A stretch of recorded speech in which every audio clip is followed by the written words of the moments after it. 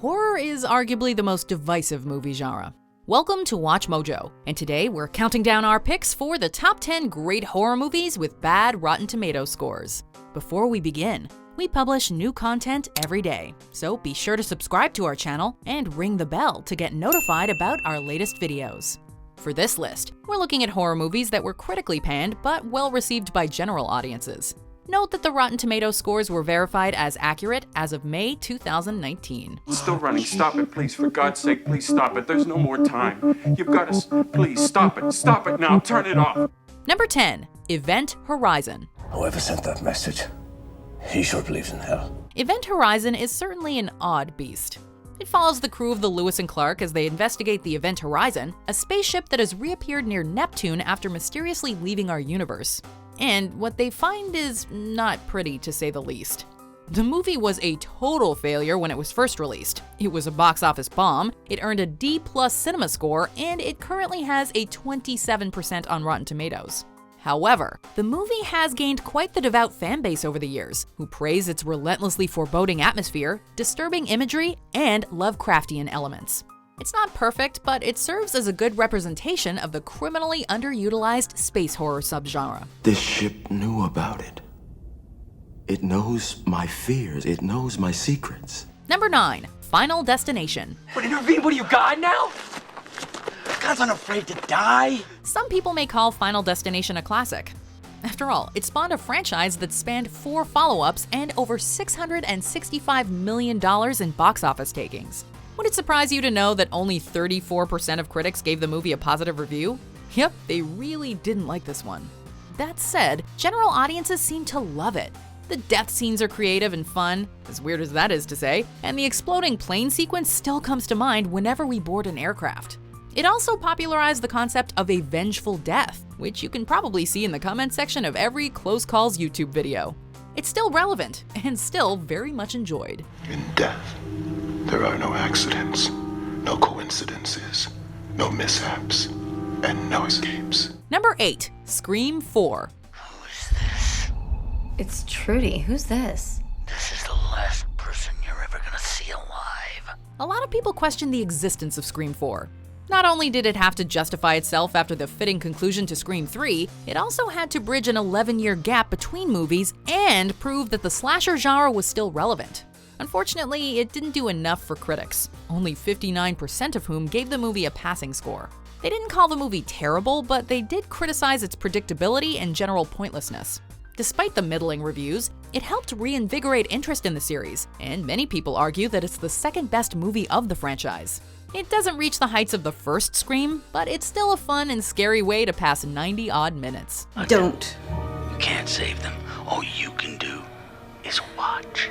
Number 7. Pet Sematary. Sometimes, that is better. Stephen King is one of the all-time horror masters, but his film adaptations carry a spotty record. Unfortunately, Pet Sematary is not on the same pedestal as Carrie and The Shining, despite the source novel being one of King's best and scariest.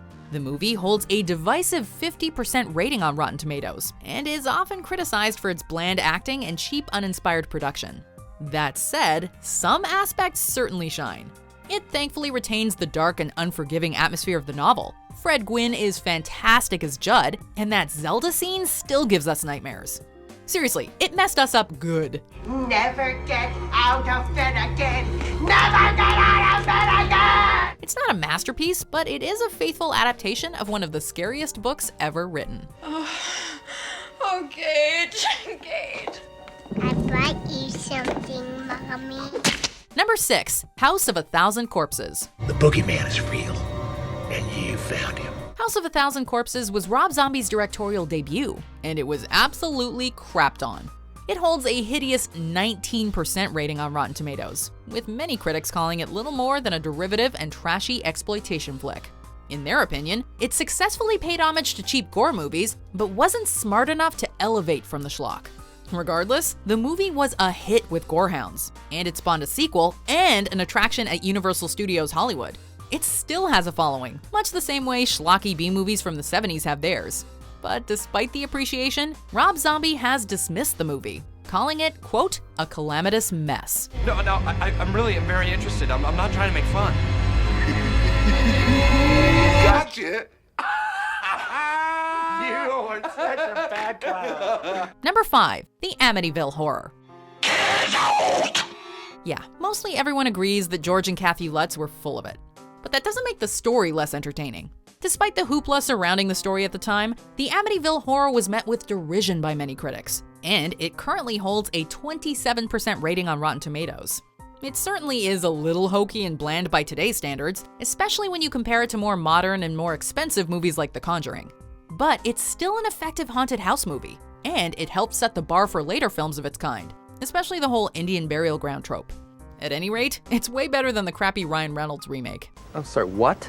Number 4. Halloween 3: Season of the Witch. Enjoy the horror fun, Doctor. And don't forget to watch the big giveaway afterwards. Halloween 3 is now rightfully regarded as a solid standalone horror movie, despite its 40% Rotten Tomatoes score. Whenever the topic of underrated or underappreciated horror movies comes up, someone always mentions the gloriously macabre and nihilistic Halloween 3. But to understand the movie's poor reputation, you need to mentally travel back to 1982. A cheap movie called Halloween effectively changed the horror landscape, and its sequel set the bar for bloodier, gorier sequels. The slasher genre had been invented, and Michael Myers was its founder. And then Halloween 3 came along, said, nah, forget that crap, and pushed Michael aside for an anti-capitalist story about witchcraft.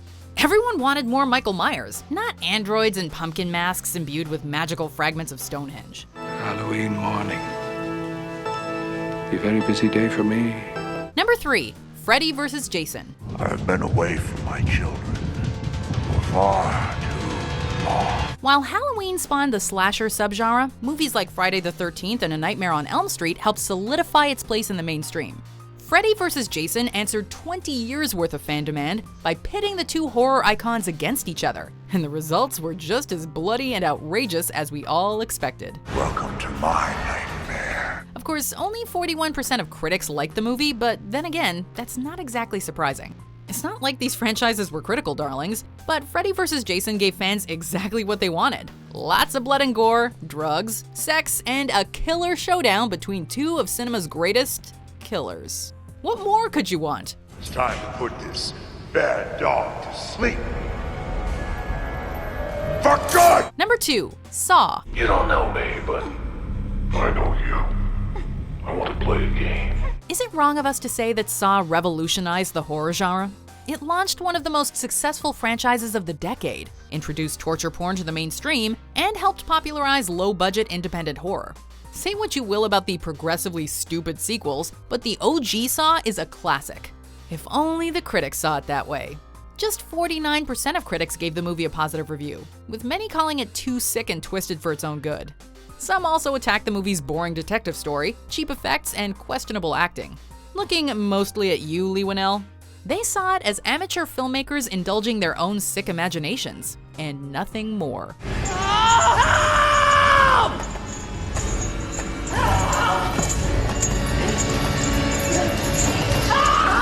Before we unveil our number 1 pick, here are some honorable mentions.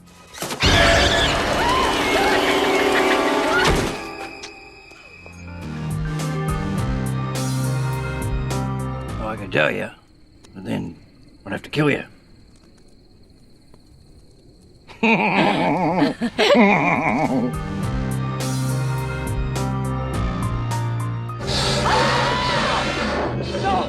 No, get away! Get away! Get away! No, no! Hey!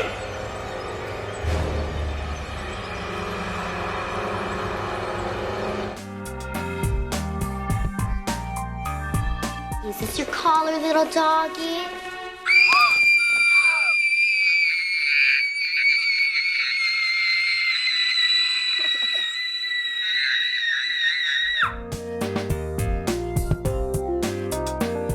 Number 1. The Strangers. Gonna die. The Strangers is a tense and taut horror movie that preys on our fears of humanity. While ghosts and elaborate trap-making serial killers are fun, they take place outside of our everyday existence.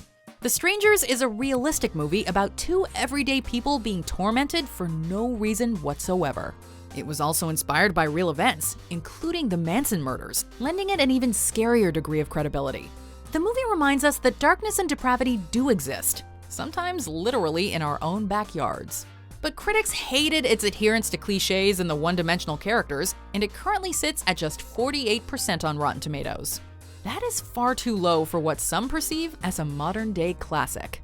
Why are you doing this to us? Because you were home. Do you agree with our picks? Check out these other great clips from WatchMojo, and be sure to subscribe and ring the bell to be notified about our latest videos.